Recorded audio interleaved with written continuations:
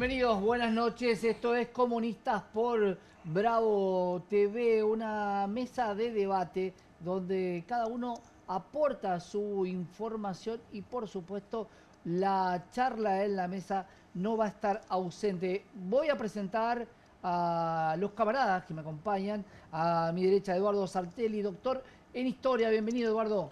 Bueno, muchas gracias por la invitación. Acá estaremos tratando de hacer lo que se pueda con la historia. Lo que se pueda con la historia, y una historia que a veces se repite, que no está mal recordarla, así que vamos a ir por muchos lugares donde la historia se repite. Y por supuesto, para entender por qué la historia se repite, tenemos a Julián Fava, filósofo, con nosotros. Julián, bienvenido. ¿Qué tal, Santiago? ¿Qué tal, Eduardo? Bueno, buenas noches. Muy contento de estar aquí, como siempre, en Bravo TV, en Comunistas. Línea fundador, podría decir, línea fundadora de este programa, desde los comienzos. Sin duda, línea fundadora, Julián. Y claro, para entender lo que vamos a recorrer en el día de hoy, que tiene que ver con básicamente 4 ejes centrales: el viaje a los Estados Unidos del presidente Javier Gerardo Milei. ¿Qué pasó con la repercusión sobre el veto de la ley de emergencia de discapacidad? Vamos a hablar de la geopolítica, y la geopolítica enmarcada como lo que está dominando al mundo, básicamente porque antes se hacía geopolítica a través de las contiendas, hoy la geopolítica está dada por aranceles. Y por supuesto que también vamos a hablar de economía para ver cómo queda esta economía preelectoral de cara al domingo de elecciones en la provincia de Buenos Aires, y el lunes que nos va a traer la economía. Muchos analistas plantean escenarios diversos. Por supuesto, no vamos a hablar de resultados de elecciones, pero sí vamos a hablar de cómo puede llegar a quedar la economía más allá de las elecciones, porque hemos llegado a un viernes donde ya hay condiciones necesarias para que lo que contemos se den. Obviamente el resultado puede llegar a tener un impacto mayor. Pero vamos con el primer tema, si les parece, y que me parece que es bastante controversial, que es el viaje de un presidente justamente a uno de los lugares más ricos del mundo, como es Beverly Hills. Milei partió el martes a las 23 horas, luego el cierre de campaña, un cierre de campaña en Moreno, con muchas dudas, en un vuelo especial rumbo a la ciudad de Los Ángeles. La agenda de apenas 24 horas incluyó un almuerzo con la astronauta argentina, que además de astronauta es ingeniera, la asistencia con el Instituto Milken y una reunión con empresarios e inversores. Esto sería el 11º viaje a los Estados Unidos del presidente de la Nación desde que asumió la gestión en diciembre del 2023. La última ocasión viajó a Palm Beach, donde recibió un premio y pretendía un encuentro con el presidente Donald Trump, que terminó frustrándose. El regreso a la ciudad de Buenos Aires sería para hoy, con arribo durante la madrugada de mañana, ya que su asistencia a Las Vegas el sábado fue cancelada. Bueno, eso hubiera sido un gran escándalo, voy a hablar también con Julián, porque ir a ver a una vieja amiga conocida hubiera sido difícil de entender. Antes del viaje, el embajador argentino en Washington aclaró que sigue en pie el proceso de visa waiver, cosa que también se habló esta semana, por parte de la Argentina, para que los argentinos ingresen a los Estados Unidos sin necesidad de tramitar la visa, suspendida por el escándalo de las coimas, lo que también dejó afuera el viaje a su hermana Karina Milei. El presidente lleva realizado 24 viajes al exterior en 14 países. El gasto estimado es de 3,5 millones de dólares y acumula 375.000 kilómetros. Debe haber recolectado algunas millas. No sé si tendrá millas acumuladas de viajero. Hay que ver en un año y medio de este gobierno. Vamos a darle la bienvenida también a Marcelo Ramal, político del Frente de Izquierda.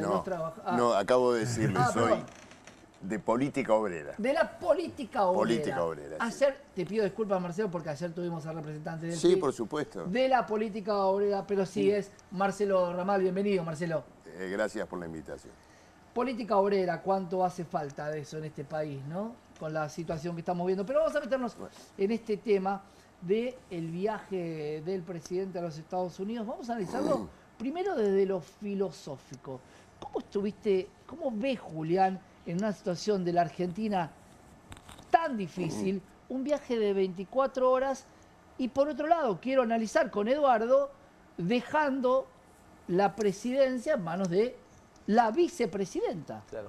Aprovechando que está Eduardo aquí, recordaba, y a propósito de presidentes que han viajado, recordaba a Sarmiento, ¿no? Y sus viajes, primero a Francia, ¿no? Digamos, cuando viajaba con el Facundo bajo el brazo y era su carta de presentación que le había escrito el Facundo, pero después también los viajes de Sarmiento a los Estados Unidos, ¿no? Y David Viñas, hacia fines de los 90, escribió un maravilloso libro de Sarmiento a Dios, Viajeros Argentinos a los Estados Unidos. En esa saga, ¿no? De distintas personalidades, de la política, de la cultura, del deporte, que tuvieron a los Estados Unidos como referencia, Javier Milei se inscribe quizás en el escalón más bajo de aquellos que viajan a los Estados Unidos para entregar la patria, para tener algún tipo de oxígeno a través de las finanzas, a través de préstamos, ¿no? En donde su amigo Donald Trump, si es que es amigo de Milei, oficia como, ariete en organismos internacionales de crédito. Y allí me parece que asistimos a uno de los peores momentos desde el punto de vista de la conformación de nuestra patria en eso que en algún momento fueron las relaciones internacionales, porque me parece que aquí hay una suerte de relaciones ya carnales, pero desembosadas con los Estados Unidos, sí, extremas. Y ahí, Julián, quiero abrir un poco el juego, porque la palabra amigo queda un poco grande, porque en Mar-a-Lago estuvo... Sí, por eso decía amigo, cuando dije amigo, pensaba entre comillas amigo, claro, ¿no? porque sin embargo, en esa ocasión, pudiendo entrevistarlo, no se entrevistó con el presidente y además no le cayó muy bien que alguna de las personas que estaba tan cerca como era en su momento su ladero, el gran magnate Elon Musk, recibiera este elemento para cortar árboles, esta motosierra como símbolo, y que de alguna manera lo envalentonó hacia un lado que no correspondía. ¿Te acordás de eso, Eduardo? Sí, claro que me acuerdo, sí. Porque llegó Trump a último momento, no lo recibió, se fue a dormir, ¿no? Lo dejó plantado. Acá se ha mencionado, lo mencionó Julián, dos apellidos que no debieran mencionarse juntos, Sarmiento y Milei, ¿no? Por favor. Queda muy lejos, ¿no? Queda muy lejos. Porque Sarmiento viaja por el mundo buscando modelos, digamos, de país, claro, y elige el más progresista en ese momento. Claro. O sea, elige Estados Unidos por la democracia de base, claro, que observa. Ahí cuenta sus viajes en el lago Michigan, claro, y la sociología norteamericana, que a él lo entusiasma mucho, la libertad de la mujer, habla de la cámara de la novia, claro, y las relaciones prematrimoniales, se burla de Europa y dice, claro, estas monarquías ridículas se van a caer de rodillas ante Estados Unidos. Sí, estamos hablando de otro personaje, claro, ¿no? Y es cierto, coincido con él, que debe ser el grado cero de cualquier viaje, lo de Milei. La pregunta que hay que preguntarse es ¿por qué viajó? Bueno, es cierto, ¿no? ¿Para qué? ¿Por qué? Y te lo pregunto a vos también, Marcelo, desde el lado de qué le genera al laburante que piensa que se va a quedar sin trabajo, porque es una posibilidad real en un plan económico como el que tenemos, que se gaste el dinero a visitar a una persona, porque ni siquiera es que está trayendo inversiones, porque la inversión extranjera directa del último informe es el más bajo desde hace muchísimos años. No, a ver, ocurre lo siguiente. Si los viajes de Milei a Estados Unidos ya reflejaban, ¿no es cierto?, el intento de una corriente decadente como la corriente de Milei, de encontrar auxilio en un régimen, en un país también en decadencia como los Estados Unidos, que busca contrarrestar esa decadencia por medio de la guerra, por medio del despotismo político, ahora con Trump. Bueno, si todo eso, ¿no es cierto?, expresaba una decadencia, esto es la decadencia del decadente. ¿Por qué te digo esto? Porque no se reunió con Scott Bessent, con el secretario de Finanzas de Trump, no se reunió con nadie del gobierno, se reunió esta gente que se menciona acá, el Instituto Milken, con un hombre de la lumpenfinanzas. Es decir, un elemento, un aventurero, ¿no es cierto?, que tiene inclusive la sombra de la sospecha sobre su conducta financiera en Estados Unidos. Estuvo preso. Claro, una especie de Estuvo Jordan preso. Belfort del Claro, lobo de Wall entonces, digamos, Milei se miró en el espejo de su propia decadencia, ¿no es cierto? Bueno, Este es el tipo de gente como Hayden Davis, el de Libra y Ahora, todo más. yo- Entonces creo que, perdóname, no, creo que esto es un intento. ¿Por qué viajó, no es cierto?, en estas condiciones.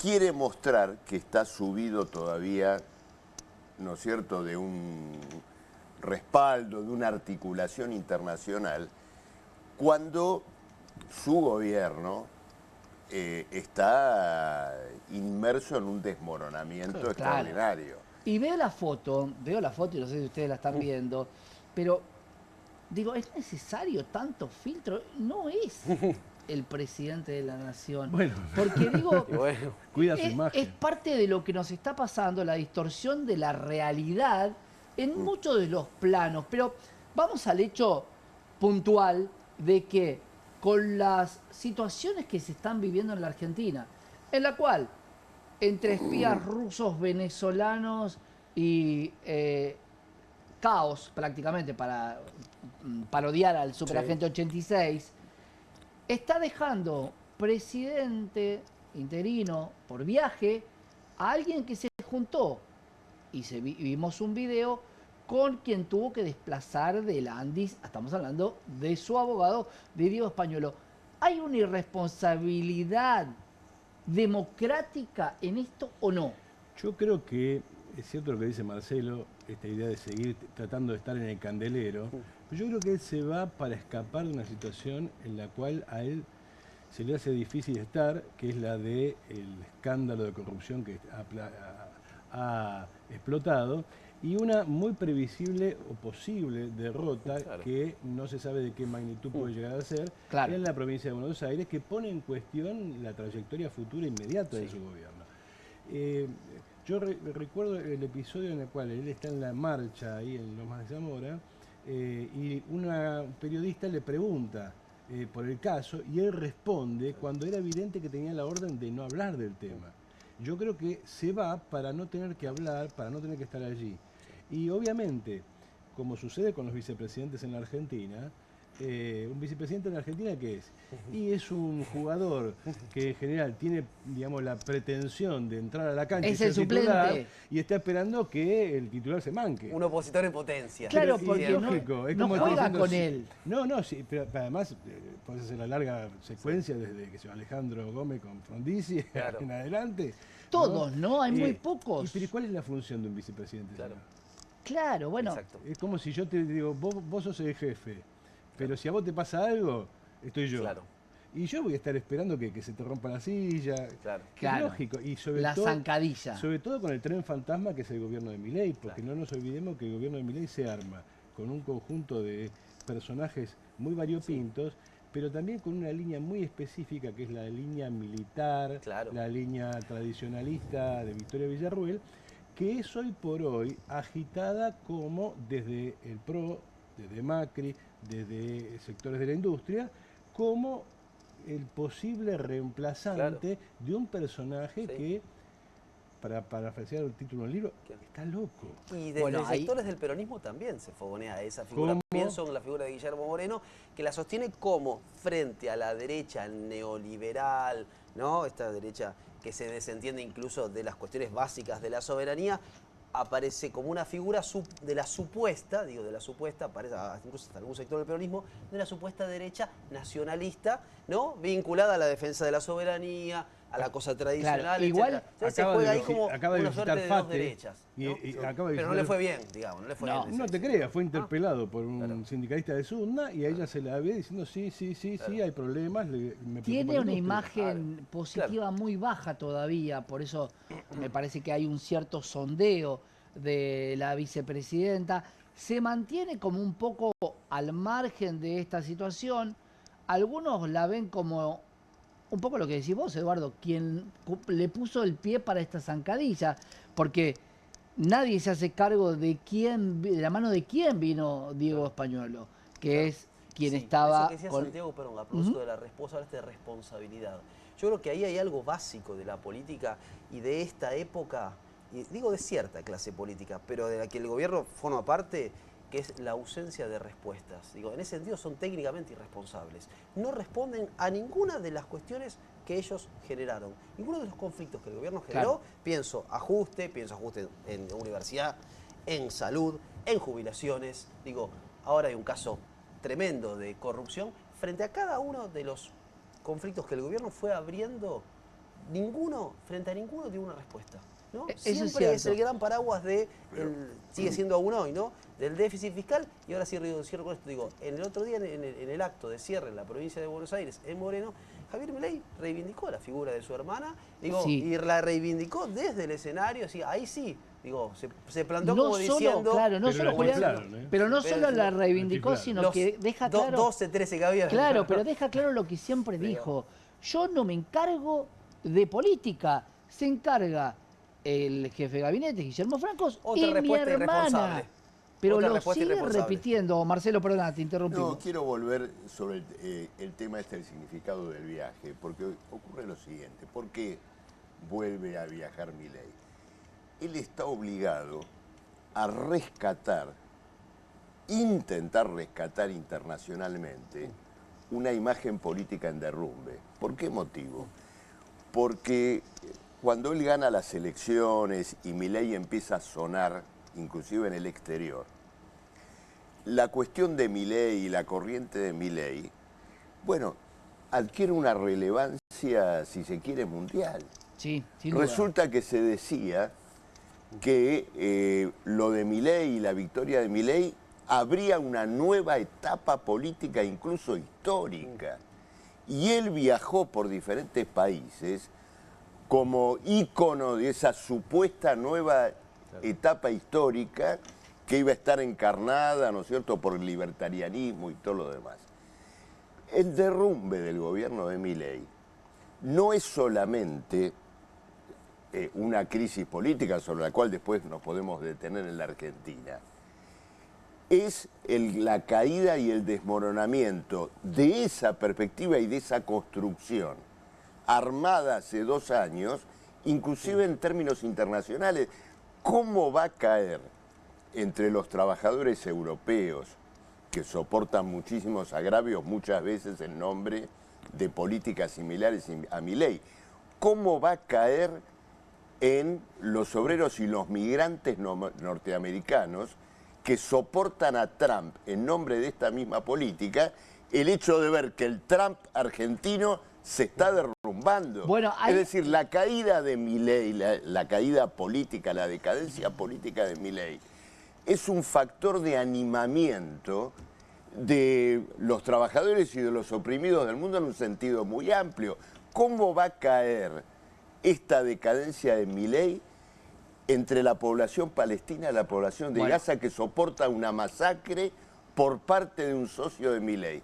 Entonces, naturalmente, él busca rescatar no solamente, ¿no es cierto?, su propia figura, sino una corriente internacional antiobrera, derechista, que con su caída entra también en derrumbe. Igual, Marcelo, creo que, no sé si coinciden los tres de la mesa, la relación o la política o las ideologías Milei-Trump están muy separadas. Sí, claro. Inicialmente iban de la mano y luego sorprendió, tal es así que le dicen Juan Domingo Trump, porque hay cuestiones que son mucho más proteccionistas. Sí, Eduardo, perdón. No, es que a eso iba a ir, que no son lo mismo. Trump y Milei no son lo mismo. En realidad los une una situación histórica, pero en realidad económica y políticamente son completamente opuestos. Es decir, Trump es un nacionalista, intervencionista. De hecho, ahora la UIA que creo que salió en el Boletín de China, acaban de publicar a uno de los filósofos, digamos, consejeros económicos de Trump, que reivindica el tema de las tarifas y cosas por el estilo, y hay toda una corriente de la burguesía argentina local, de los empresarios locales, que están mirando con mucha simpatía eso, contra Milei. Y no es raro que por eso miren con más simpatía a Villarroel, porque en ese contexto mundial donde aparecen muchos nombres juntos que son personajes diferentes, ¿dónde entra Villarroel? Entra en una corriente, si se quiere, más poderosa que la de Milei, que ahí es un outsider. Claro. ¿Quién es Victoria Villarroel? Victoria Villarroel es la Giorgia Meloni argentina. Esa es la línea. No era ella, decían. Se había hablado de que hubiera sido peor, porque se había hablado de la canciller, de la que fue canciller, que era economista, Diana Mondino, cordobesa, sumamente simpática, muy inteligente. Pero no en la línea de ese nacionalismo. Pero no quedaba Meloni. Yo creo que la cosa va por ahí. Mira, ocurre lo siguiente. Creo que juzgar a Milei y a Trump desde el punto de vista de políticas económicas, proteccionismo, estatismo, es una visión estrecha.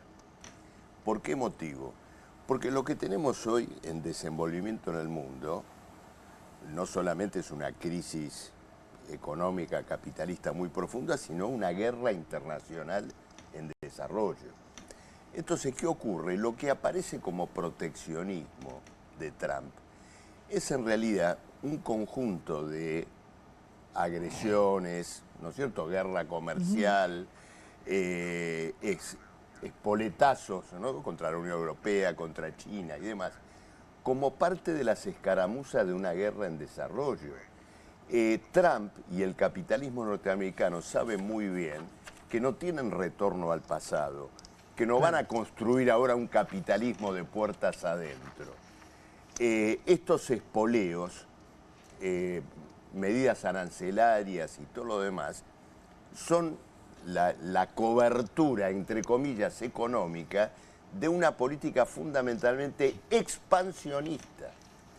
Y para mostrarte por qué no hay que ser estrecho en estas visiones nacionalismo, intervencionismo, liberalismo y todo lo demás, dando vuelta ahora a la media y mirando al liberal, a Milei.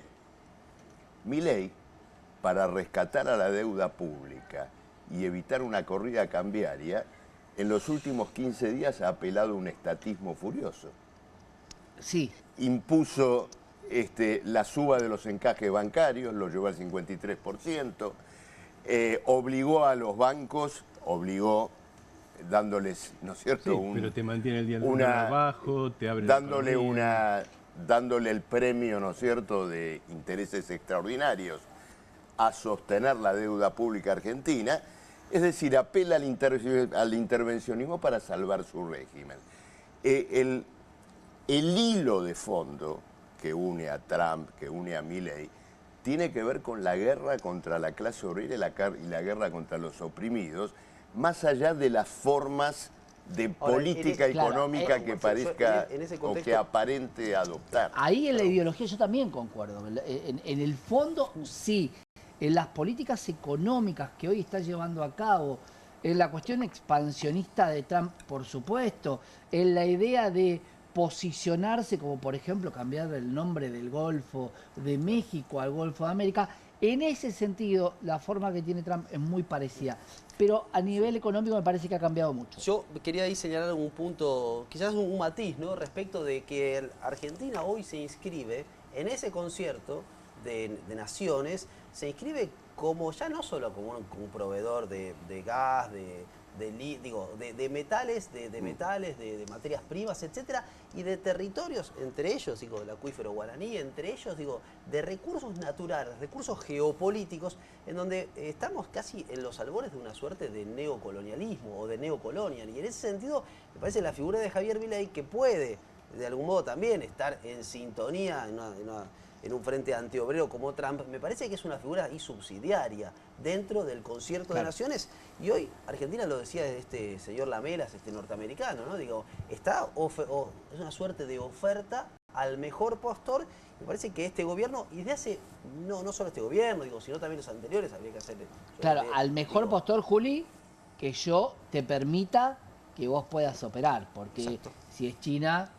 Ahí vemos que se complica. Eduardo, la historia, ¿cuándo nos llevó la historia a esta relación tan directa de Estados Unidos con la Argentina? En realidad nunca. Yo discrepo, ¿Es la primera vez? Sí, en realidad discrepo con lo que dijo Marcelo, pero bueno. Podemos discrepar, Sí, Marcelo, sí, podemos debatir, por supuesto. Lo hemos hecho toda la vida. Sí, debatieron mucho. Pero, a ver, la Argentina es hija de Gran Bretaña. La madre patria de la Argentina no es España, es Gran Bretaña. La Argentina nace como un proceso de inserción de un capitalismo de base agraria en el mercado mundial comandado por la Revolución Industrial, Inglaterra, etcétera, etcétera. Sin eso la Argentina no existe. Eso funcionó más o menos bien hasta 1920, 1930.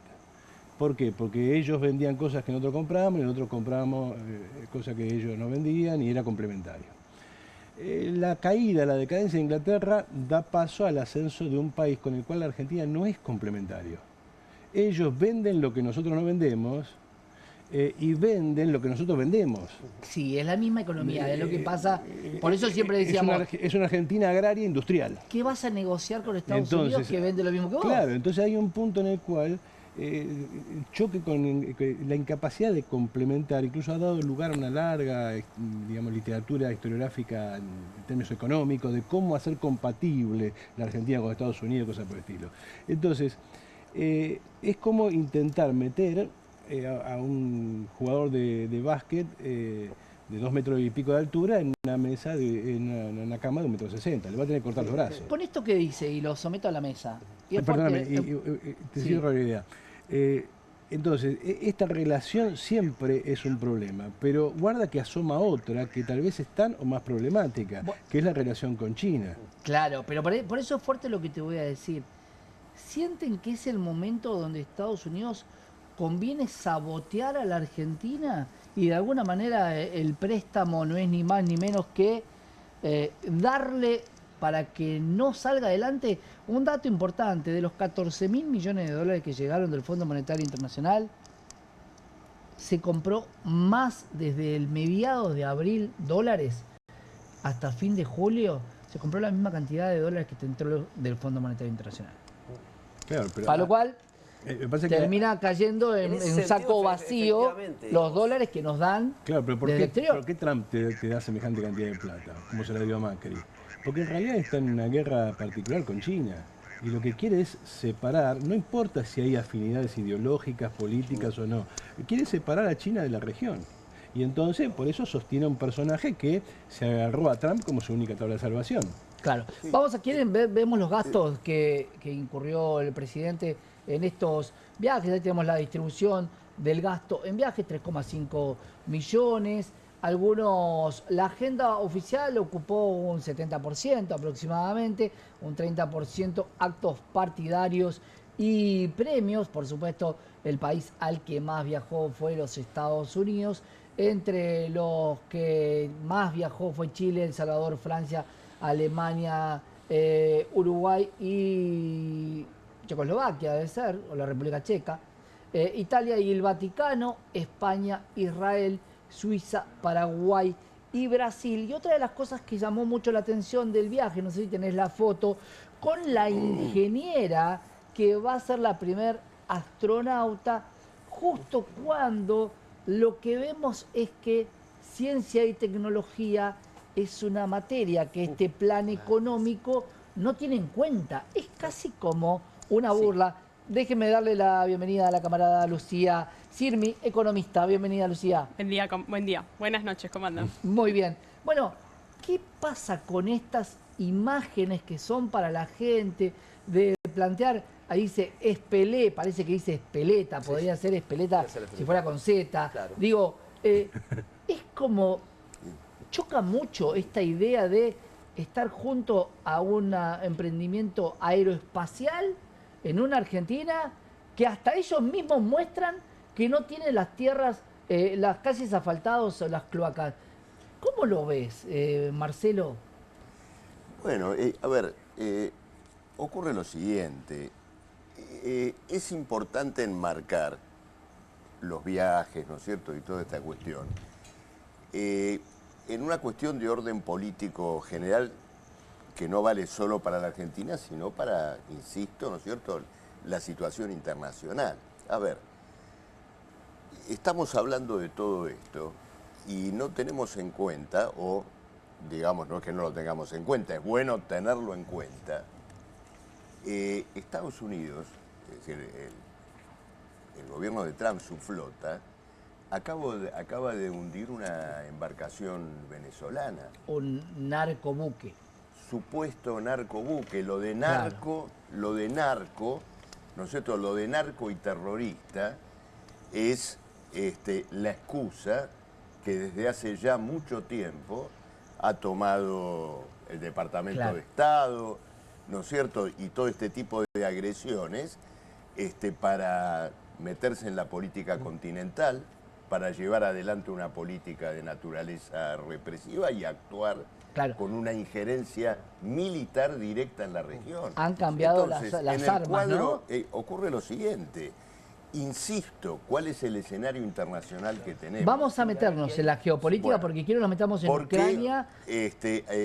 acá lo que importa en los acuerdos, lo que importa con la plata del FMI y todo lo demás, es asegurar el papel de Milei como cadete de la OTAN en América Latina.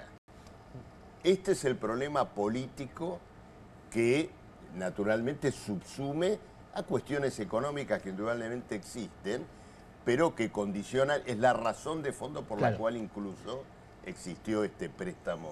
Hablabas de la OTAN y es parte de lo que vamos a hablar también porque es parte del conflicto que tuvo Ucrania con Rusia desde hace muchísimo tiempo, que había quedado claro que Polonia era el último que podía entrar dentro de la OTAN. Sin embargo, bueno, se aflojaron un poco las líneas y Rusia tenía países limítrofes queriendo pertenecer a la OTAN. Así es. Sí. Pero por otro lado, mencionabas aquí cuando en esta foto con esta ingeniera, en este lugar que vos mencionabas la tecnología, y también es una cuestión en esta época, ¿no? Digo, pensemos en la inteligencia artificial, pensemos en la soberanía tecnológica, cuestiones en las que también Argentina está supeditada a un desarrollo exterior. Digo, nosotros en ese concierto, este año se discutió en París, en una cumbre de inteligencia artificial, fue el vicepresidente de los Estados Unidos, estuvieron los principales líderes del mundo, y Argentina no envió a ningún representante. Hubo una cumbre y una contracumbre a propósito del uso de la inteligencia artificial, cómo va a impactar en el mundo del trabajo, cómo va a impactar en el nuevo mundo de la medicina, en el mundo de las políticas públicas, etcétera, etcétera. Bueno, allí también hay más fotos de Milei con tecnólogos o dueños de startups, etcétera, que una política pública de la Argentina pensada a partir de la soberanía tecnológica, del uso de datos, el extractivismo de datos, etcétera, etcétera. Digo, ahí también hay una posición política fijada por la clara. Pero ahí quiero, Julián, abrir el juego con Lucía, porque tiene que ver con los recursos con que la Argentina cuenta.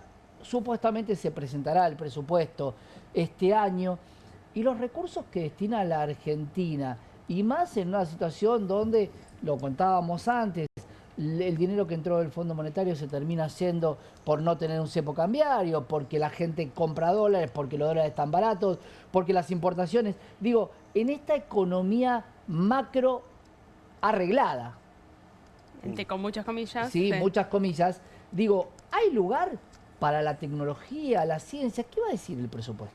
Mira, yo veía que ahí Toto Caputo para reflotar la semana, tratar de reflotarla, hablaba de vuelta de reforma laboral, etcétera.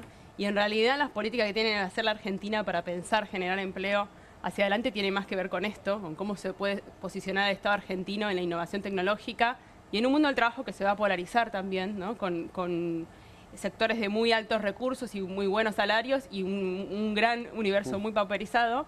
Y la verdad que Argentina tiene un partido para jugar en el mundo de la economía del conocimiento, tiene mucho para aportar y tiene buenos recursos humanos en Argentina. Sí, le pones alrededor, Claro. obviamente regulación del Estado para distribuir, porque la necesitaste antes y la vas a necesitar todavía más en la economía del futuro, y no la reforma laboral que ya adivina y anticipa el gobierno de Milei, que es una reforma muy a los 90, que en Argentina no funcionó, y que además no es el partido que Argentina juega a nivel mundial, que es ser un costo laboral barato. Eso lo pueden encontrar en otros países. Acá el partido es para adelante, digamos, no para atrás. Y está muy conectado lo que vos decís de el problema del dólar y no tener asfalto. Claro. Porque una de las cosas que vos tenés que hacer para dejar de tener la restricción cambiaria, la restricción externa que tenemos históricamente en Argentina es, entre otras cosas, tener más exportadores. Y tener más exportadores también se logra con tener mejor infraestructura vial en Argentina, Bueno. algo en lo que están desinvirtiendo. Bueno, De se eso cerró vamos Vialidad, a tener ¿no? que hablar mucho, porque vamos a la historia, cómo se juzgaba a los presidentes antes, con lo que hacían. Ahora estamos con un gobierno que se jacta de no haber puesto un solo ladrillo en esta Lo que Argentina. pasa es que tendríamos que hablar acerca de la naturaleza del gobierno Milei. Milei es un cisne negro de la burguesía argentina. O sea, no era el candidato de los empresarios, no era el candidato de nadie importante. Los candidatos eran o bien Massa o bien Bullrich. Y este apareció de la nada por las contradicciones del proceso político argentino. Y entonces cuando vos ves su gobierno, sus contradicciones, en realidad lo que estás viendo es un tren fantasma. O sea, este gobierno no existe. ¿Por qué vuelve Caputo?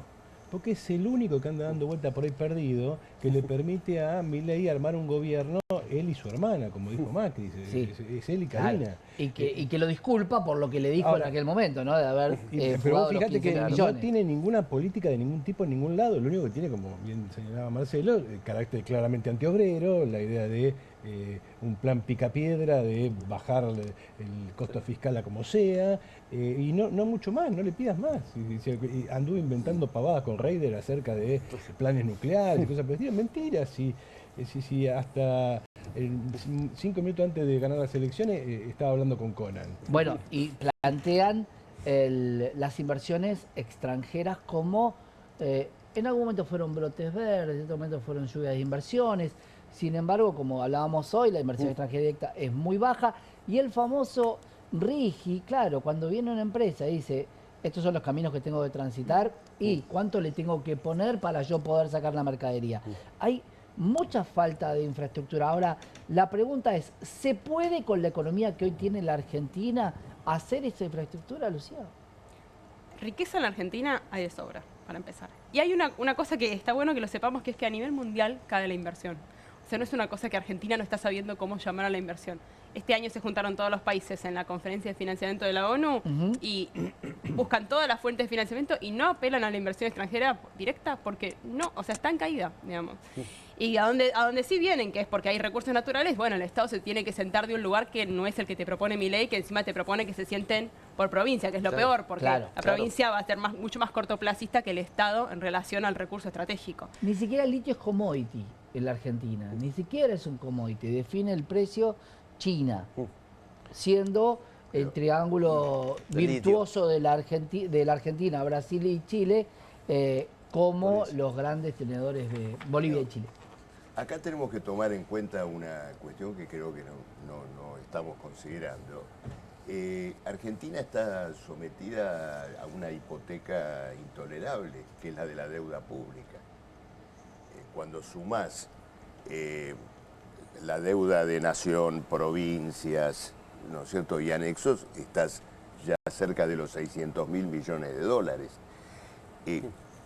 El gobierno de Milei, se ve más de un claro, PBI, por supuesto, el gobierno de Milei asumió un cometido que podrá haber sido, ¿no es cierto?, de esta camarilla familiar, los que lo rodeaban inicialmente, pero que en su objetivo estratégico estaba compartido por toda la burguesía argentina y también era el que iban a llevar adelante Massa o Patricia Bullrich. Rescatar la deuda pública a costa de una masacre social, de liquidación de jubilaciones, liquidación de salarios, de los gastos sociales, etcétera, etcétera. Entonces, toda la articulación económica está condicionada por la carga de la deuda y esta es una característica mundial, porque finalmente el país más endeudado del mundo, ¿no es cierto?, es Estados Unidos. El peso de la deuda pública, bueno, tiene que ver con que un régimen social, el capitalismo, incapacitado de volcar sus capitales en función de un desarrollo de otras características, ha resuelto, bueno, capturar los presupuestos de los países endeudados para valorizar capitales sobrantes. Es decir, que el problema de la deuda se integra, ¿no es cierto?, a esa crisis. Un planteo antagónico al que nos ha llevado a Milei y todo su derrumbe exige el desconocimiento de esa hipoteca usuraria. Sin eso no hay camino, obra pública, por cierto, lo que quieras llevar adelante. Hay un país de América Latina que se encuentra en una crisis económica y política muy grande, que es Bolivia. Bolivia tuvo su litio, entre comillas digo, aunque además tiene litio, pero el boom del gas durante más de 2 décadas anunciaba, ¿no es cierto?, la transformación de Bolivia en un país, digamos, de otras características. Sí, hemos comprado nosotros también, hemos favorecido un poco. En América Latina. ¿Dónde está Bolivia ahora?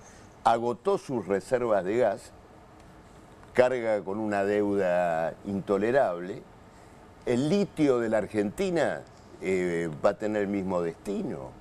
Esperemos que el gas, bajo estas relaciones sociales va a tener este destino. Bueno, por eso viene el gran problema de qué programa oponemos al desmoronamiento del gobierno de Milei. Vamos a abrir. Porque los que están ahí, digamos, al acecho, se presentan como oposición a Milei, no tienen otra alternativa diferente frente a esta gran cuestión de la deuda pública. Eso es cierto. Vamos a abrir otra puerta que después va a ser esta que tiene que ver con la geopolítica, que me parece que es muy interesante, y sobre todo qué va a pasar con la deuda que tenemos hacia adelante, Lucía, porque uno cuando empezaba enero sabía los vencimientos que tenía y vos decías, bueno, son pagables, pero mientras más te acercás a los vencimientos, más difícil se pone. Eduardo, querías decirme algo. Brevemente, yo no coincido con Marcelo que la deuda sea un problema. Sí, evidentemente en el corto plazo y para un gobierno particular es un problema. El problema es que la Argentina es un país en el cual la inmensa mayoría de los negocios no funcionan y no son rentables. Porque si vos tuvieras una base de estructura de negocios rentable, los capitales vendrían tranquilamente. Incluso los pocos que andan dando vuelta por ahí vendrían acá. Entonces ahí la pregunta que vos tenés que hacer es ¿qué es lo que es rentable en la Argentina? Claro, o ¿por qué no somos rentables? Eso nos lleva a toda una discusión. Pero cuidado que no tengamos que darle la respuesta a las reformas laborales y a las reformas tributarias. Es que no pasa por ahí, si me permitís, no pasa por ahí, pasa por lo siguiente. ¿Hacia dónde estamos yendo? Tiene razón Marcelo en un punto. Estaban todos de acuerdo, porque hay un consenso liberal acerca de cómo resolver ese problema en Argentina, en que las políticas que aplica Milei, el sentido de esas políticas eran un acuerdo común, pero no la misma política. O sea, Milei como economista y como política económica es un absoluto desastre y todo lo que ha hecho está mal. Y se podría haber hecho cosas muy parecidas, muy antiobreras, etcétera, etcétera, etcétera, con mucho mejor tacto y hubiera resultado mucho mejor y no tendrías este problema. Simplemente, por ejemplo, con haber comprado reservas. Ahora, te termino con esto. Hay un consenso que la Argentina va hacia un lado, hay un proyecto de clase. ¿Y cuál es ese proyecto de clase? El proyecto es Belindia. Vamos a un país donde un porcentaje muy pequeño va a vivir como en Bélgica y la masa como en la India. Vamos al 90-10, como todos decimos. Y eso tiene que ver con el proyecto de la minería, del litio, ¿cómo se llama?, de la producción agropecuaria. Que es el viejo sueño que ya tenía Martínez Dios. Claro. Ahí lo hablo con Juli. 90-10 para vos, la población. Y ahí hay un factor de la deuda que uno quizás deja de lado en estos análisis más profundos y más a largo plazo de la deuda externa, que es el endeudamiento de las familias. Y cómo opera la deuda familiar en la cooptación de la voluntad. Si un sueldo, un salario está cooptado por la tarjeta de crédito, por los préstamos, por la app de Marcos Galperín, etcétera, etcétera, bueno, esas vidas comienzan a ser absolutamente condicionadas. Y ahí la deuda oficia efectivamente como una captura de la subjetividad, como una suerte de domesticación del existente humano. Eso no es menor, porque si nosotros venimos observando el fenómeno desde que asumió Javier Milei hasta hoy, hay un retraimiento a la hora de que la gente vaya a votar.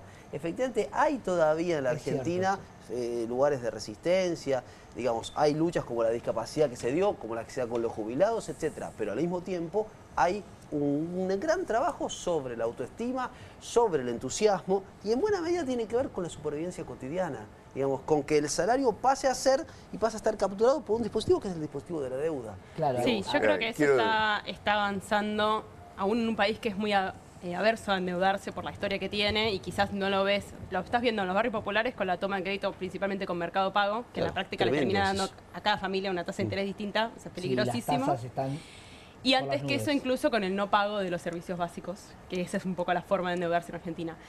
Yo no sé si no hay rentabilidad en Argentina. Si uno descarga los balances de la Comisión Nacional de Valores, dirían, bueno, sí, hay rentabilidad en determinados sectores. Lo que sí creo es que esa rentabilidad, lo que no hay en Argentina, que hay en otros países del mundo, es determinada estabilidad para... Pero yo digo la palabra estabilidad y no me quiero nombrar como la estabilidad como la nombra Milei, pero sí pienso que no es un campo que hay que dejar vacío para que lo llene la derecha. Sí creo que hay que pensar qué es un orden macroeconómico, es una perspectiva de quienes nos interesa que la Argentina ocupe otro rol en el orden mundial. Un ordenamiento de la macro sin descuidar la micro, que es lo que pasa. Cada vez que vos querés acomodar la macro y solamente es obsesión sobre la macro, yo muchas veces decía que, no sé si ustedes la vieron, El hombre y la abeja, que es una serie donde el tipo se obsesiona por una abeja y la obsesión es la inflación y a partir de bajar la inflación no mide cuáles son los colaterales. Y a ver, él se agarró de un lugar que era un campo fértil, porque la verdad que es el talón de Aquiles de la Argentina. La Argentina es un país normal en muchas cosas, no lo es en la inflación. No lo es en su vínculo entre el dólar y la inflación y la inflación y el dólar, porque es un círculo vicioso. Claro. Entonces me parece que lo que sea que quieras construir para adelante tiene que tener un eje ahí y también una revisión, porque vos también generaste rentabilidades en sectores protegidos, que yo soy la primera desarrollista en ese sentido, que creo que hay que hacerlo, pero también revisar, bueno, es decir, de todos estos sectores, quizás ya no protejo a todos, quiero elegir la sintonía fina con estos. Y a este empresario que le estoy pidiendo plata, ¿qué le voy a venir a preguntar y a pedir después? ¿No? Porque me parece que hay algo de eso también, de sectores mucho tiempo protegidos, que quizás no te mostraron lo que vos necesitabas en el mediano plazo. Yo creo que cualquier persona que quiera ser opositor a Milei con un programa más desarrollista, le toca hacer alguna revisión, dado que hubo varios años de gestión en esta materia. Si no, parece que la historia no hubiera pasado. Lo que sí queda claro esta semana, que ya le quedó claro al kirchnerismo, le queda claro, el kirchnerismo lo decía el peronismo, le pasó a Macri y le pasó a Milei, es que acá el que quiere hacer algo con la Argentina tiene que intervenir en el mercado de cambios porque es imposible, no es un país para dejar eso al aire libre y aún así en todos los países del mundo lo que prima es la flotación administrada, no la flotación libre. Bueno, ahí ese punto es por derecha, por izquierda, siempre llegás al mismo lugar que es la ventanilla donde te dicen cuántos dólares me está demandando el importador, cuánto me trae el exportador y cuánto me demanda mi propia gente. Porque es difícil decir que la gente se genera un propio daño, pero es una realidad. El comprar dólares para protegerte o cuando hablaron de dolarización endógena, no existió porque nadie te va a dar los dólares y esto ya es económico, filosófico, histórico y de los trabajadores, que son los que menos pueden juntar dólares, que dicen, ¿qué hago con esta incertidumbre? Me compro dólares, después veo. Siempre bueno, pero ahí una mejor distribución del ingreso también te jugaría a favor en ese plano, porque gran parte de esa presión la tenés, entre otras cosas, por riqueza mal distribuida. Lucía, y alguna un jubilado te lo gastaría todo en consumo. Todo. Claro. Todo lo que le des. Y la otrora autopercibida clase media fue sacando los pocos dólares que tenía en este año y medio de Milei para pagar colegios privados, para pagar... Claro, pero eso está mostrando la inviabilidad de una economía, porque en cualquier economía donde hay negocios viables, todo eso se captura, el ahorro se captura y no se atesora. Hay diferencia entre ahorrar y atesorar. Claro. Los argentinos atesoran, es decir, lo meten bajo el colchón y no lo usan para nada. Y pierden plata, porque la inflación en dólares también existe. Inflación en dólares. Y eso no en otros países los bancos lo recuperan y acá el problema es ¿cuál es el sujeto que puede llevar adelante un proceso económico real en la Argentina? Y el problema con la Argentina es que la expresión desarrollismo y la expresión intervencionismo está mezclada con una identidad política, el peronismo y sus variantes, que son formas de subsidiar a parásitos. Todo lo que conocemos como mundo pyme es un conjunto de parásitos que reciben carradas de dólares bajo diferentes formas y que la disipan permanentemente, porque son empresas inviables que son incapaces además de acumular. Entonces, una cosa es un Estado en manos o que responda a la clase obrera, que tenga un plan de inversiones de largo plazo, que tenga una forma de planificar la economía, decir en qué ramas quiero yo, y otra cosa es esta historia permanente de agarro la plata del bolsillo de cada obrero y se la regalo a tal o cual empresario. ¿Para qué? Para que haga lo que quiera. Y yo voy a ver si lo fiscalizo. Y el resultado es una dilapidación permanente, el enriquecimiento de 4 vivos y un país estancado permanentemente. Y eso tiene que ver con qué? Con que el sujeto social que gobierna en la Argentina carece de esa capacidad, sino porque estamos todo el tiempo invocando las inversiones extranjeras. ¿Por qué estamos todo el tiempo esperando que venga un burgués de afuera a salvar a los burgueses de acá? Porque la burguesía argentina no tiene esa capacidad. ¿Y en dónde tiene alguna capacidad? En el campo, entonces con 4 mangos sos chacarero, se asocian algunos, y por eso te hablaba de Martínez Dios, hay que leer 15 años después de Martínez Dios, los libros de Martínez Dios son clave para entender lo que está pasando, donde vos lo que ves es, vamos construyendo una burguesía petrolera. Ahora queremos construir una burguesía minera. ¿Y cómo la construimos? Viene fulanito, pone la plata y fulanito de acá se asocia. Y eso es todo. Con eso no construís un país. Con la excusa de no tengo recursos. Hacemos una pequeña pausa, Marcelo, y seguimos cortito, bueno, decime. Dale. No, después voy a explicar. Seguimos entonces con comunistas acá, con mucha data, mucha información y mucho debate. Quédate, ya volvemos por Bravo TV.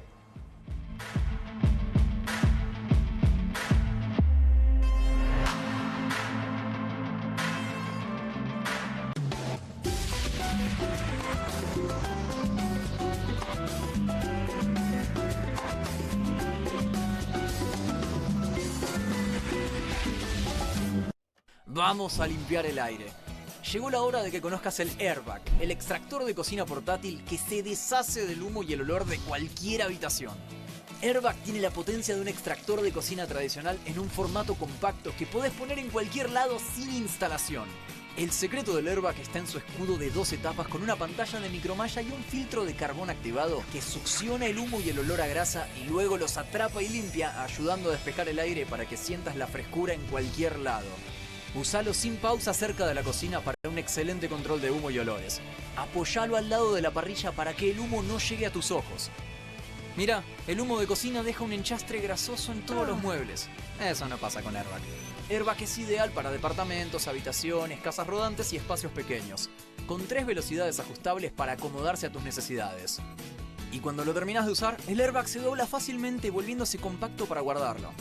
Si lo encargas hoy, recibís el increíble y mejorado Airbag Deluxe con una manija para traslado y luz LED incorporada. Llegó la hora de que conozcas el Airbag, el extractor de cocina portátil que se deshace del humo y el olor de cualquier habitación. El mejor producto y al mejor precio. Pedí el tuyo ahora. Escanea el QR, ingresa a nuestra página web o llama al teléfono en pantalla. No demores más. Descubrí los productos más novedosos y exclusivos en tvcompras.com. No pierdas tiempo. Aprovecha esta oferta y obtén este fantástico producto de TV Compras. Llama ya. Córdoba es la capital de escapadas todo el año. Sí, un destino para conectar con la naturaleza. Hacer sierra office, deporte, comer o visitar a un santo de verdad. Un lugar preparado para que puedas disfrutar todo el año. Vení a Córdoba, disfruta más fácil. Eternity, fábrica de pizza. El horno pizzero de granito que prepara las pizzas más ricas del mundo sobre piedra verdadera. Simplemente encendelo y listo. Hace pizzas buenísimas, con doble mozzarella, horneadas a la piedra en minutos. El secreto reside en su zona dual de calor controlado que rápidamente calienta la placa de piedra cerámica hasta 400 grados mientras derrite el queso y hace una masa crocante. Así podrás hacer pizza a la piedra como los profesionales en solo minutos. Agrega tus ingredientes favoritos a cualquier masa de pizza y tendrás tu pizza gourmet con Eternity Fábrica de Pizza. Podés crear tus pizzas favoritas en familia y hasta podrás ver cómo crecen a través del visor. De masa fina o de molde, tus pizzas saldrán como te gusten y en minutos. Este horno de piedra prepara incluso pizzas congeladas en mucho menos tiempo. También podrás hacer una pizza dulce increíble. Además, no gastarás gas, leña ni carbón. Eternity Fábrica de Pizza es eléctrico. Enchufalo y llévala con vos. Tendrás tu propio horno Eternity Fábrica de Pizza por un precio promocional. Además, el pack incluye palas profesionales genial para tus pizzas. Para que hagas la mejor pizza a la piedra del mundo y de un modo increíblemente rápido. Escanea el QR, ingresá a nuestra página web o llama al teléfono en pantalla. No demores más. Descubrí los productos más novedosos y exclusivos en tvcompras.com. No pierdas tiempo. Aprovecha esta oferta y obtén este fantástico producto de TV Compras. Llama ya. QR, con la conducción de Paulo Caruso y gran equipo. La síntesis del día para un público que valora el periodismo crítico. QR, de lunes a viernes a las 22 por Bravo TV. Hay una casta superior que es los periodistas que si mienten, calumnian, injurian y dicen cualquier cosa. ¿Tenés ahí los nombres de los periodistas que tengo que meter en cana? No nos tomamos esto a la joda, como esos periodistas mentirosos. Y dentro de la cancha vale todo, que la vayan a buscar, la tienen adentro. Soy una bandera de la batalla cultural, pero los imbéciles con déficit de IQ doméstico, ay, no, miedo. Mientras que los imbéciles de los periodistas... ¿Sabes la cantidad de periodistas que tengo para mandar a la hoguera? Las mentiras de los medios. Y periodistas ensobrados, operadores, basuras. No me vengas con que son inocentes. No digo que sean tan malos como los periodistas. Digamos, raya el mal gusto propio de cerdos. Creo que es una ofensa decirle periodistas. ¿Sí? Milei odia al periodismo. Nosotros amamos al periodismo. Suscríbete a perfil.com.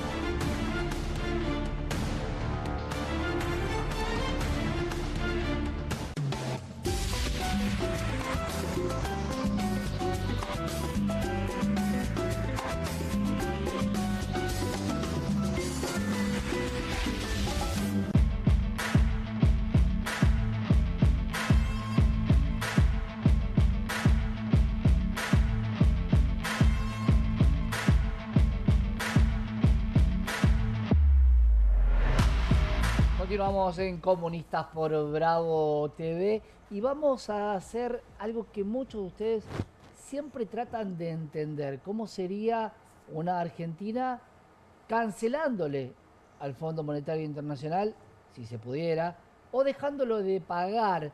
Marcelo, ¿cómo sería esta idea? Porque yo la escucho muy seguido, esto de las deudas, que no la tomaron los argentinos, sino que tomaron muchos gobiernos. Hay que pagarlas. ¿Qué deuda decís vos no pagar? Fondo Monetario, hay emisión de bonos, hay deudas que tiene el Banco Central, hay mucha deuda que pagar. Hablabas vos hoy de más de un PBI de la Argentina en deudas. ¿Cómo sería ese mecanismo? Bueno, ocurre lo siguiente. Lo primero que hay que colocar acá, un poco recién lo conversábamos, esto de que, bueno, aislamiento... nadie nos presta, etcétera, etcétera. Argentina carece de financiamiento internacional ya desde hace varios años y exprime su economía y a sus trabajadores, a sus jubilados, hasta la última gota para pagar deuda pública. El riesgo país, habiendo cumplido religiosamente con todo ese pago de deuda, sigue por las nubes. 900 puntos. Por supuesto.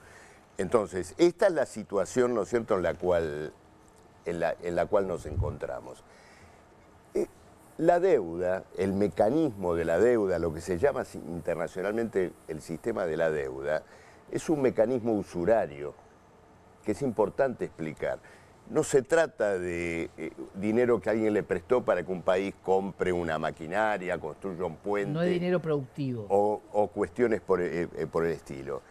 Es una acumulación de intereses que se han vuelto capital, que han vuelto a generar intereses y operan simplemente los títulos de deuda como un derecho a controlar y a exprimir el presupuesto público de un país en los próximos años.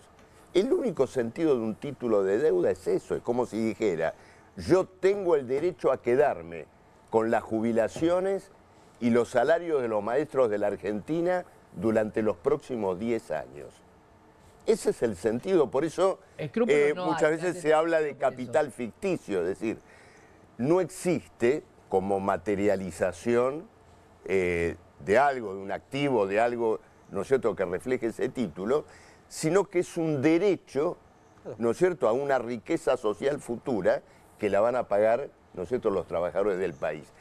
El mundo, en una buena medida, está edificado sobre este régimen, sobre este sistema de la deuda, que es la forma que adopta el capitalismo en decadencia, ¿no es cierto?, en su declinación, para asegurar, ¿no es cierto?, el beneficio de un conjunto de capitales que no encuentran ubicación productiva de otra manera. ¿Qué quiero decir con esto?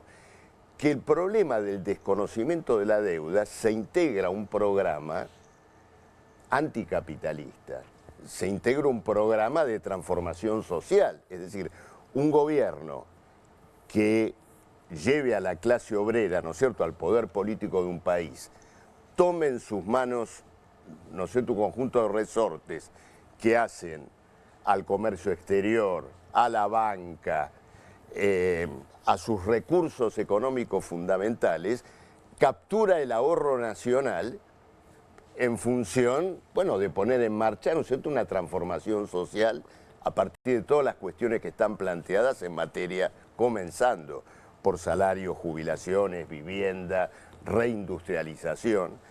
Entonces, o el ahorro nacional sigue alimentando esa carga usuraria, ¿no es cierto?, o se coloca, ¿no es cierto?, este problema de la deuda pública inscripto, ¿no es cierto?, en un plan de conjunto, ¿no es cierto?, de alcance general. Pero este propósito no puede concebirse en términos estrechamente nacionales. Un gobierno de trabajadores haría un llamamiento a que los países hundidos por la carga de la deuda, sus trabajadores se levanten contra esto. Y además te quiero decir lo siguiente, ¿qué financia hoy la deuda pública? ¿Qué financia? Financia la guerra, financia el armamento de los Estados Unidos, financia el armamento de la Unión Europea, financia la destrucción del pueblo palestino. ¿A dónde va la deuda pública? A rearmar a las potencias que están llevando adelante la guerra. Entonces, el llamamiento a una acción política internacional contra la deuda se integra a una acción, una lucha internacional contra la guerra. Eso es un programa socialista. Hay que ser claro. Porque socialismo se ha concebido como una perspectiva internacional. Que, digo, de una perspectiva de fortalecer los estados.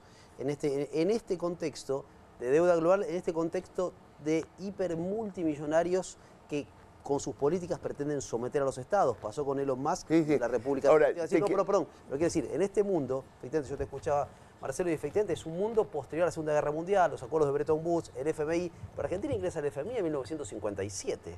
Digamos, el FMI ofició de ariete siempre, efectivamente, en la Argentina para frenar procesos emancipatorios en la Argentina o para consolidar procesos de fuga de capital en la Argentina. También allí hay una cuestión que la deuda es un instrumento de gobernanza a nivel global de algunos sectores, de algunos países, de algunas potencias, aliadas hoy, efectivamente, con un capital financiero internacional y aliados con algunos personajes. Coincido con la parte de que... Ahora, te quiero decir lo siguiente, quiero tocar un problema que tocó Julián. Y ya lo vivimos en los gobiernos anteriores.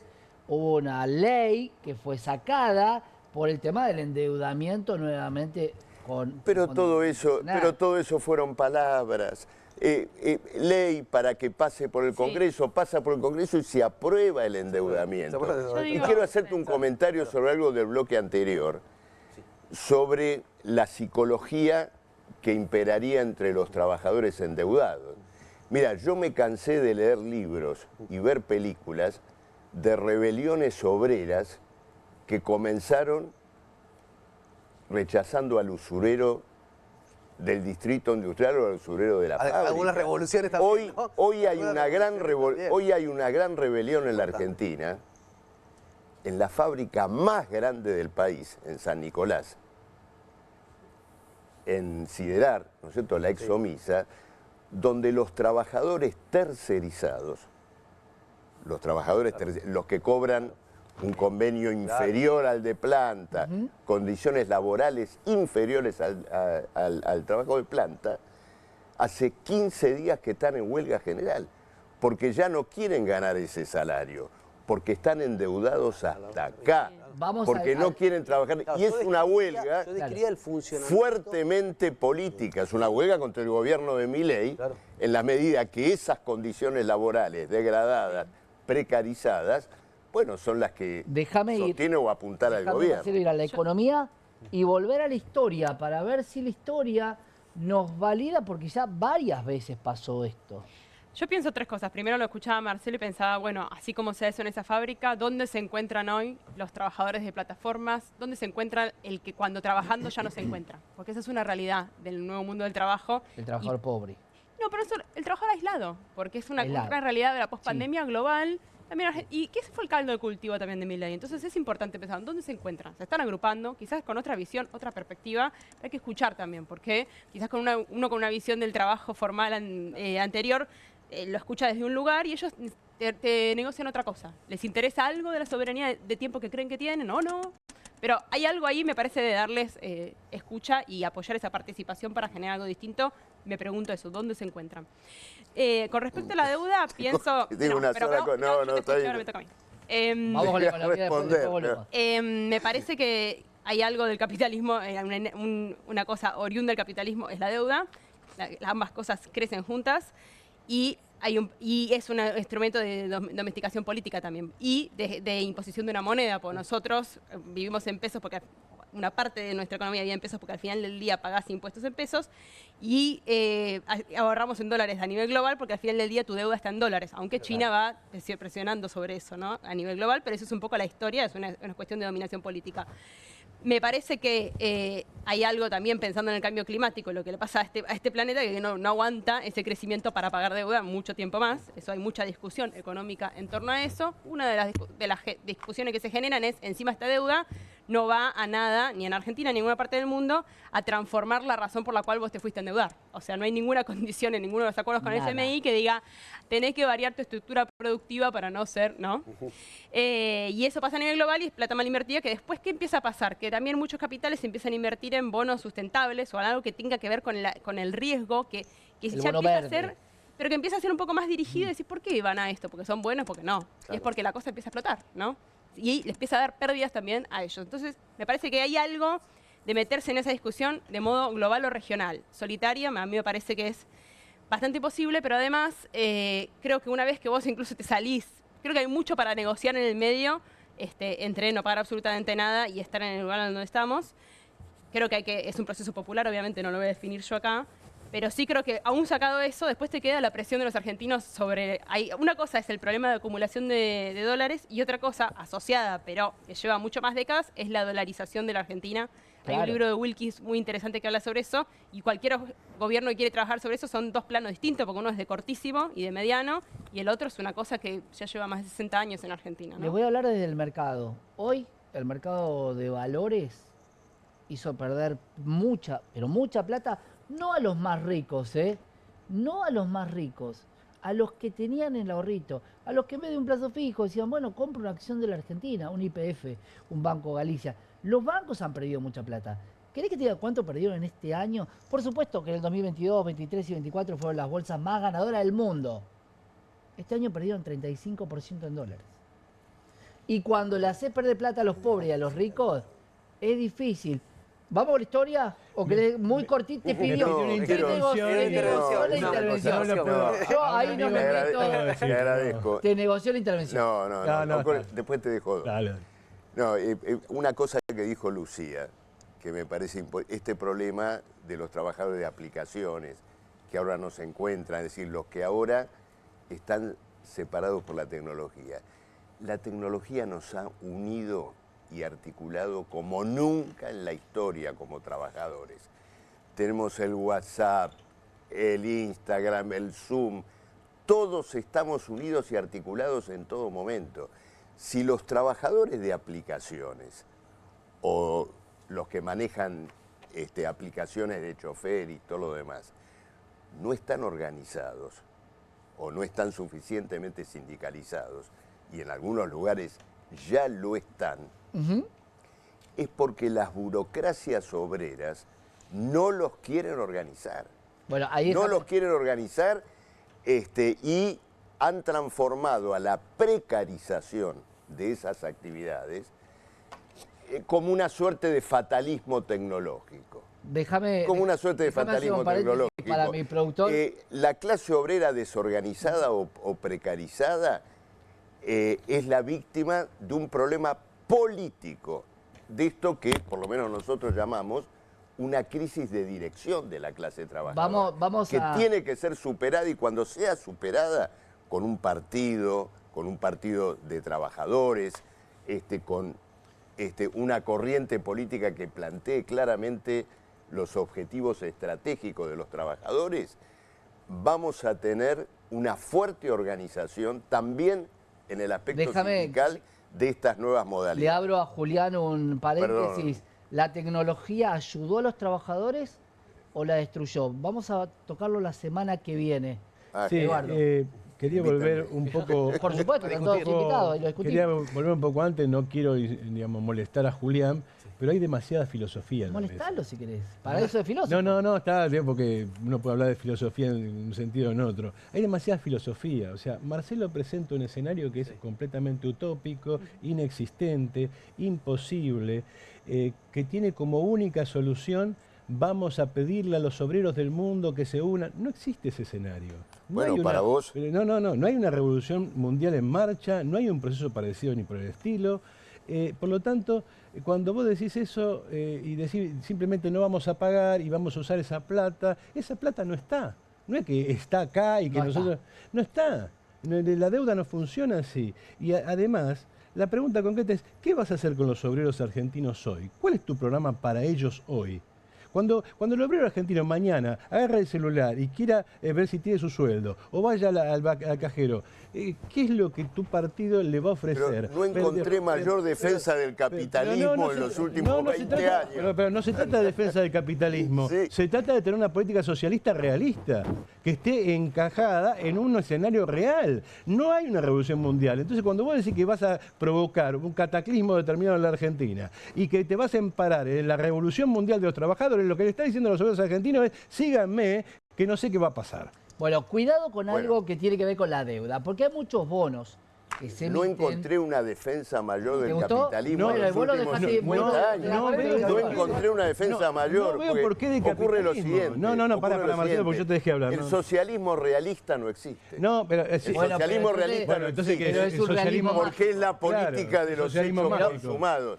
No, Marcelo, perdón. El realismo es el capitalismo, es la sociedad. Bueno, pero tal cual el socialismo existente. tiene que ser realista, tenés que explicarle a los obreros qué realmente va a hacer. existente, Pero que es el de cuidado con Stalin. eso que te está diciendo Eduardo. No, y porque también puede- pensar en el sufrimiento de la gente en el proceso, pues me parece que Pero no solamente en el proceso, sino qué vas a hacer con la Argentina. Sí. Yo no digo, yo no hago una defensa. A mí me sorprende, porque Yo no hago una ustedes defensa, están lo hablando, pienso desde la política pública. ustedes están gestioné y pretendo presentando un volver a gestionar. panorama, es decir, de una gran transformación social, un panorama tétrico en un país y en un mundo que está siendo sometido a masacres, hambrunas ¿Pero qué tiene y que ver? guerras Pero eso no como equivale a resultado del socialismo, orden Marcelo. social. Eso no que equivale a existe socialismo. hoy. No y vamos vos a- defendés. Pero yo no defiendo eso, Vos digo que eso no va al defendés, socialismo, Eduardo, que si pero queremos por hacer el favor, socialismo, tenemos que dejar de estás hablar. defendiendo- No, tenemos que dejar Yo de les digo hablar algo como, más llano, como me curas parece a mí. místicos. A ver, Lucía. A ver, las Por trabajadores eso están te conectados, referís internet al es cierto, socialismo los como sindicatos tienen articulación No, al institucional socialismo no, más a lo que fácil. vos Sí, querés por como supuesto. socialismo. Pero lo que Todos creo- los que apuraron No. del socialismo Yo no han adjuré usado del el lenguaje socialismo, tuyo. adjuro de una Totalmente. versión religiosa del socialismo que cree que mágicamente al otro día se van a juntar todos los obreros, como los Simpsons en el capítulo, unidos de la mano y van a decir: ahora el socialismo. No, el socialismo es otra cosa, es algo más real y que tiene que plantearse en concreto donde estamos parados. Y estamos parados en la Argentina. Fíjate que formuló socialismo real. Pero Marcelo, socialismo real. Bueno, vamos al Es el socialismo real. término con el cual conectada a todas Stalin estas cosas que dijo antes defendió a... Marcelo, y esta conexión a internet y este trabajo solitario, porque están solos, en general te venden más soledad.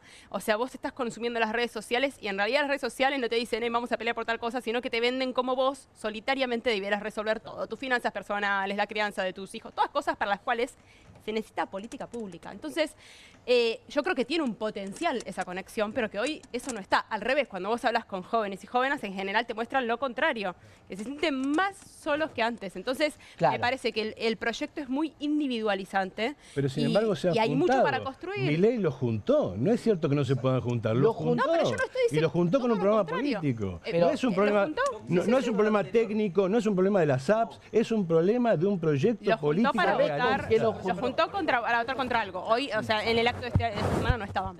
Entonces, también digo... O sea, realista es Milei. No, al revés. Digo, no vayamos a la misma incoherencia. ¿Pero de dónde sacaste eso? Lo mío no es realista. No, claro, no es realista. Tiene un proyecto político realista. No, es que justamente... Eduardo, pero te has Marcelo... pasado al socialismo de Milei. Pero ¿de dónde sacaste esa tontería, Marcelo? No, somos grandes, nos conocemos hace 50 años, pero... Yo quiero mediar entre ustedes. No medies. No hay mediación posible. Media. El tema es, el socialismo mágico puede ser uno de los motivos por el cual esa facción ideológica no encuentra resultados. Y por ahí, lo que dice Eduardo de pasar a algo más real, porque hoy terminó siendo un espejismo la economía del presidente de la Nación. Entre lo que vemos y lo que planteó, porque a veces que uno dice, ¿de qué economía me habla? ¿De la de 1800? No, ni siquiera, porque aparte le pifia bastante los datos en esa Argentina que él recuerda. Sí creo que él pensaba que llegaba a las elecciones con un nivel de actividad económica distinto, porque en la primera parte del año estaba feliz porque comparaba contra el primer semestre de 2024, que era todo post-devaluación que él mismo generó, y el ajuste. Entonces, el primer semestre de 2025 parecía que todo iba bien. Ya esos indicadores se le acabaron y además esa estabilidad macroeconómica, entre comillas, que había vendido, tampoco está. Hay coimas, está todo, la idea de la casta y que él mismo trajo. Para mí, Lucía, el buzo se lo llevó la investigación del CONICET y no pudo hacer lo que él decía. Pienso mucho cómo finalmente... Para mí, el CONICET se llevó, encontró la estrella culona, encontró al buzo y parece que no puede hacer nada. Juli, ¿me decías? Sí, no, quería mencionar algo que dijo Lucía y que dijo Eduardo, me parece, ¿no? Que señalaron a propósito de, para decirlo de otro modo, porque yo digo, cuando yo hablé del fenómeno de la deuda y cómo la deuda y este modo de cooptación de la subjetividad opera en el ánimo colectivo, no estaba negando las luchas. De hecho, yo señalé que hay luchas puntuales hoy en la Argentina y que a pesar del contexto, a pesar de la deuda, se dan. ¿Qué quiero decir con todo esto? Para meterle todavía más filosofía. Juli, tengo un problema con tu micrófono. Te quedo ahí y voy con vos, Lucía. Así después terminamos. No es censura. No puede pasar los audios, Julián. No. Contame, ¿cómo ves esto de una Argentina que no pague las deudas, que además no es solamente internacional, sino que son deudas locales? Cuando vos emitís un bono de deuda, haces un roleo. Que hagan de la Argentina un deporte del roleo, a mí tampoco me parece bien. Pero ¿cómo ves igual me parece que siempre los planteos de no pagar la deuda tienen que ver con la deuda en moneda extranjera, no la deuda de los títulos públicos en pesos, me parece a mí. Más allá de que tenés ahí algo necesitas como espaciar un poco lo que sea que traigas de capitales para hacer este circuito, ¿no? Está demasiado rápido la puerta giratoria. Dicho eso, también recapacitar de modelos anteriores en los cuales mantenías tasa negativa muchas veces para influir en sectores productivos que finalmente solamente en Argentina reaccionan a la demanda de consumo más que así tienen crédito barato, y eso además te sale carísimo esa tasa negativa porque también hace que mucha gente tome crédito para ir a comprar dólares. Así que hay un aprendizaje. Vamos a ver la placa de dólares que teníamos para hoy. Teníamos entonces dólar libre 1.370, dólar MEP 1.384, contado con liquidación, y acá es algo bastante llamativo, 1.388, pues es el dólar que se usa para girar o traer del exterior. Dólar Banco Nación 1.380, dólar mayorista 1.355, y por supuesto la circular A3.500, por la cual muchos bonos, los duales sobre todo, actúan, y sobre todo el dólar futuro. Pero claro, 1 hora y media para comunistas es muy poco, señores. Vamos a necesitar mucho más tiempo. Sin censura y con el último tema que nos quiere cantar Julián Fava. No, decía que se organiza en esta época de pasiones tristes, para decirlo con un filósofo. La reacción. ¿Ves que habla lindo? Lo reactivo se organiza mucho más fácilmente que aquello que es propositivo. En ese sentido le sirvió mucho al gobierno de Javier Milei, efectivamente. Le sirvieron las redes, le sirvieron los discursos de odio, le sirvió el descontento, etcétera, etcétera. Ahora, sostener eso... Le sirvió la libertad. Que guarda que una capa enorme de los trabajadores argentinos, a lo que Milei le llama libertad, no le llamaba libertad, le llamaba libertad a otra cosa. Claro. Por ejemplo, le llamaba libertad a un proceso necesario de desestatización, que el Estado no me joda más, no me encierre en mi casa, claro. no me deje laburar. Y si soy evasor, que no me joda tampoco. Claro, Bah, un sentido de obviamente libertad se prende negativa, todo. un sentido de libertad que... Claro, pero que digo porque no es solamente reactivo. Milei tuvo, digamos, De libertad, más allá de la también. opinión que cada uno tenga de Milei tuvo un elemento propositivo claro para mucha gente que entendió allí que había algo que lo convocaba, si no, ¿por qué lo van a votar? No, ¿por qué lo van a hacer? Bueno, ahí voy a la Yo no filosofía. estoy de acuerdo en esta apología que se está haciendo. No, por pero nadie Milei, dice su- ¿Cómo? Nadie- ¿Quién nadie especifica hizo una por qué apología. iban a hacer? O sea, vos decís Milei que fue votado. vos decís que- Estás haciendo una pero Marcelo, vos decís que apología explicar un fenómeno es lo mismo que estar de acuerdo. Claro. No, O sea, si yo digo que te explico que tenés pero cáncer, estoy de estás acuerdo con que te aportando- mueras. Yo quiero de decirte cáncer. algo, Santiago. Estás destacando una ideología, un planteo y todo más. Milei no tiene nada. Milei no tiene nada. Ganó negativamente sobre la base de la degradación social que dejó, ¿no sé, con la experiencia anterior. Los obreros son No idiotas. nos podemos olvidar que la caída de las jubilaciones con el régimen impuesto por Martín Guzmán y Alberto Fernández fue absolutamente espantosa. Una vez llegado al gobierno, Milei cooptó o fue el cooptado por el viejo elenco de los fondos internacionales de Caputo, Sturzenegger y compañía, que ya gobernó varias veces en la Argentina. Vuelvo al punto de inicio. Nueva etapa, nuevo marco histórico, no hay nada detrás Marcelo, de esto. El tengo- libertarianismo se hunde y se hunde inclusive con consecuencias internacionales. Perdón, tengo que cortarte, tengo un minuto. Gracias por estar con nosotros, por Marcelo Ramal. Eduardo, para despedirte, No, una hombre, reflexión. Una reflexión simple, hay que pensar una alternativa al capitalismo que sea una alternativa. La magia, el misticismo y la religión, no. Este discurso ya lo hemos escuchado desde la Revolución Rusa para acá, 100 años, y estamos esperando que llueva socialismo en el campo, como diría Juan Luis Guerra. Eduardo, gracias. Julián, ¿la pelota se mancha? ¿Se manchó la pelota? Al gobierno se le recontra manchó, digamos, la cuestión de la corrupción y el 3%, digamos, me parece que por primera vez el gobierno desde un año y medio, un poquito más que está sufriendo casi con su propia medicina, porque si tenía un activo era la supuesta no suba de la inflación, que además eso fue una mentira, pero eso, acá hay muchos economistas que saben mucho más que yo de eso, pero efectivamente la cuestión de no somos la casta, no venimos a hacer los negocios de siempre, etcétera, demostraron que rápidamente se montaron sobre una estructura casi delincuencial para incluso hacer dinero ilícito con lo más delicado, la salud. Gracias, Julián. Lucía. Nosotros ya estamos pensando futuros mejores para la Argentina. Pueden entrar a la página Futuros Mejores, que es un espacio de jóvenes que venimos conversando con experiencia en gestión pública. Un programa alternativo, porque es un gran, no solo antidepresivo para el presente, sino es otra forma de discutir ese presente que no sea solamente un lugar anti algo. Así que les invito a leer las propuestas. Si ella pasa el chivo, yo también. Más el chivo. Hay un programa que se llama Argentina 2050 que se encuentra en las redes donde se explican los problemas de la Argentina desde nuestro punto de vista y donde se propone un socialismo verdadero. Bien, ustedes dos van a tener que volver si quieren pasar el chivo. Gracias, camaradas, por estar con nosotros. Un placer. www.politicaobrera.com. Politicaobrera.com. Gracias a todos. Nos encontramos el día lunes.